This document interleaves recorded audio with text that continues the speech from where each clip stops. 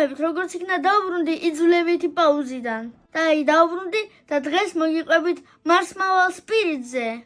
ეს მარსმავალი სპირიტია.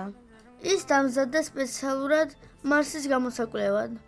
NASA-მ მისი აწყობა 2002 წელს დაიწყო. იგი გაიგზავნა მარსზე 2003 წელს. მას მარსამდე ჩაღწევისთვის 7 თვე დასჭირდა. ეს პლანეტა მარსია. მარსი და დედამიწა ორბიტაზე მოძრაობენ, ამიტომ მათი მანძილი მუდმივად იცვლება. საშუალოდ მარსი დედამიწას დაშორებულია 225 მილიონი კილომეტრით.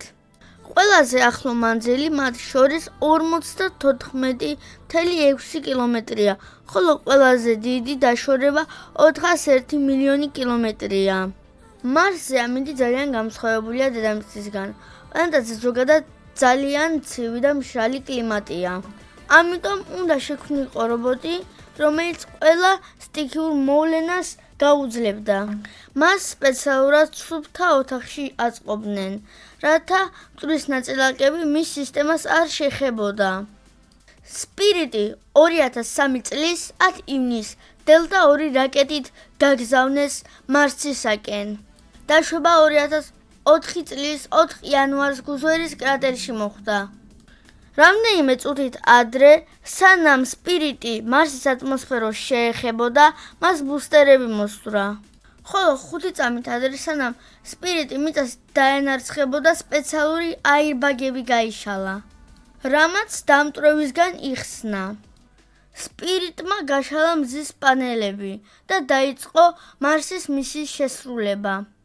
ერთ-ერთ ფოტოში ჩანს, რომ სპირიტის ბორბალი გაუმართავია.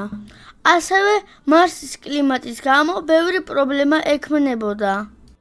სპირიტის მისია სულ 90 დღე იყო დაგეგმილი, მაგრამ მან 7 წელი გაძლო.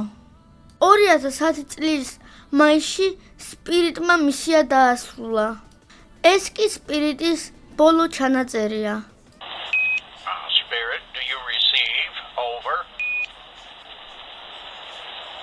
We have another wheel offline. Over. Spirit, do not go gentle into that good night. თუ მოგეწონა ეს ვიდეო, დალაიქე და გამოიწერე. შეხვდებით შემდეგ ვიდეოში.